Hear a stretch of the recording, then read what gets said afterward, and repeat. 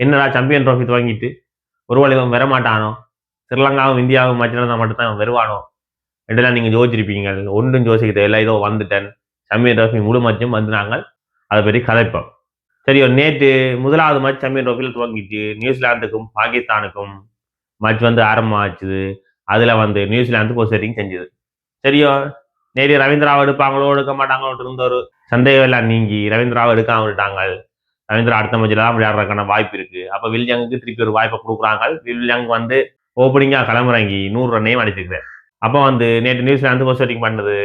அதுல வந்து வில்ஜங்கும் கொன்வேயும் open அரங்கினம். Convey வந்து வேலை கவுப்பட்டாலும் வில்ஜங் கொஞ்சம் தாக்கு பிடிச்சி ஸ்லோவா விளையாடி கொண்டிருக்கிறார்.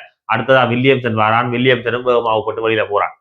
அவனும் வெளியில போக அடுத்ததா நம்ம மிச்சல் வாரான். மிச்சலும் வில்ஜங்கும் சேர்ந்து சிறப்பா விளையாடுவாங்கன்னு பார்த்தா வளமையா வந்து நியூசிலாண்டை காப்பாத்துற மிச்சல் 10 ரன்ல அவுப்பட்டு ஏமாதத்தை கொடுக்க வேலைக்கே 3 விக்கெட்டை இழந்து நியூசிலாந்து வந்து திணற வலிக்கிட்டு தான் சொல்லணும். நான் நினைச்சேன் இதோட பாகிஸ்தான் சொந்த ஊர் தானே வெஜ் நியூசிலாந்தை புழக்க போறாங்கன்னு பார்த்தா அடுத்து அதான் களமணிக்கிறார் நம்மட லதாம். லதாமும் வில்ஜங்கும் சேர்ந்து கொஞ்ச நேரம் போட்டு பாகிஸ்தானை புரட்டி எடுத்துட்டாங்கன்னா சொல்லணும். 2 பேருமே சதம் அடிச்சு வில்ஜங் வந்து 107, லதம் வந்து 118. அதுவும் லதம் வந்து கொஞ்சம் வேகமாவே அடிச்சிருந்தான்னு சொல்லணும். அதுக்கு அங்கால கிளிப்ஸும் வந்து ஒரு காட்டிக்கான்னு தான் சொல்லணும். 61 ரன் அடிச்சிருக்கான். 4 6 3 4 39 போல் அதுவும் அடிச்சு நொறுக்கி இருக்கிறான். அதோடைய பாகிஸ்தான் கதை வந்து சொந்த மைதானத்திலேயே சோகமா போன மாதிரி போட்டுது. அப்ப என்னடா 320 ரன் அடிக்கும் வரைக்கும் இவங்க என்ன செஞ்சவங்கன்னு கேட்டீங்கன்னா நல்ல அடி வாங்கி கொண்டு தான் இருந்தவங்க. முன்னணி பாஸ் போலர், அந்த பாஸ் போலர், இந்த பாஸ் போலர் சொன்ன டீமுக்கு நல்ல ஒரு அடின்னு தான் சொல்லணும். அதுலயும் முக்கியமா அஃப்ரிடிக்கு வந்து 10 ஓவர் 68 ரன் ஒரு விக்கெட்டும் இல்லை. அவரை நம்பி கிளம்புறாங்க பாகிஸ்தான் டீமுக்கு. இது ஒரு மிகப்பெரிய சோகமா போடுதுன்னு சொல்லிக்கொண்டு அடுத்தது வந்து நசீம் ஷா. அவனும் 10 ஓவர் 63 ரன்னுக்கு 2 விக்கெட் எடுத்துக்கான். இருந்தாலும் ரன் கொஞ்சம் கூட போட்டுது. சரி, 320 ரன் சொந்த கிரௌண்ட்ல எப்படி திரட்டி போடுவாங்க பாகிஸ்தான் பார்த்தா முதலாவது விக்கெட் வந்து வேகமாவே விழுந்துட்டுது. இருந்தாலும் வண்டவன் அரங்கின ரிஸ்வானும் பாபர்சாவும் சேர்ந்து தான் மேட்சை இழுத்து கொண்டு போய் ஒரு முடிவு கொண்டு வருவாங்க. 2 பேரும் ஒரு நல்ல பிளேயர். 2 பேரையும் நம்பி தான் இப்போதைக்கு பாகிஸ்தான் இருக்குதுன்னு நினைச்சு விட்டு கேட்க ரிஸ்வான் விக்கெட்டை வில்லியம் பந்து போட்டு எடுத்தான்னு சொல்றதுக்கு முன்னம் பிலிப்ஸ் தான் கச்சை பிடிச்சி அந்த விக்கெட் எடுத்தான்னு சொல்லணும். ஏனென்றா அந்த அளத்துக்கு சமூக வலைத்தளங்கள் எல்லாத்துலயும் பிலிப்ஸ் பிடிச்ச கட்ச் தான் இப்ப ரெண்டிங்கா போய் கொண்டிருக்குது நான் பார்க்கும் வரைக்கும். சரியும், ரிஸ்வான் கட்சோடைய பாகிஸ்தான் வந்து தங்களோட நம்பிக்கையை இழந்துட்டு தான் சொல்லணும். அடுத்ததா வந்து நம்மட ஆகாஷ் அகமானும் பாபர் அசாமும் சேர்ந்து சரியான சிலுவா விளையாடி கொண்டிருந்தாங்க. இந்த மேட்சை வின் பண்ற எண்ணமே இல்லையே என்ற மாதிரி விளையாடி கொண்டிருந்தாங்க. இருந்தாலும் ஒரு கொஞ்ச நேரத்துல ஆகாஷ் அகமான் அவுப்பட்டு வெளியில போக நியூசிலாந்து எப்படி 3 விக்கெட் இழந்து திணறாங்களோ அதே மாதிரி பாகிஸ்தானும் திணறுச்சு. சரி, இதுல இருந்து யாராவது மீண்டு வருவாங்கன்னு பார்த்தா அடுத்ததா கிளம்புறாங்க நம்மட ஆகாஷ் அல்மான். சரி, பாபர் அசாம் நின்று விளையாட்டும், இவன் அடிப்பான்னு பார்த்தா உண்மையிலேயே இவன் அடிக்கிறான். உண்மையிலேயே அடிச்சு நொறுக்கி கொண்டிருக்கிறான். ஆனா பாபர் அசாம் வந்து ஒரு சின்ன சப்போர்ட் கூட கொடுக்காம நின்று விளையாடி கொண்டிருக்கிறான்.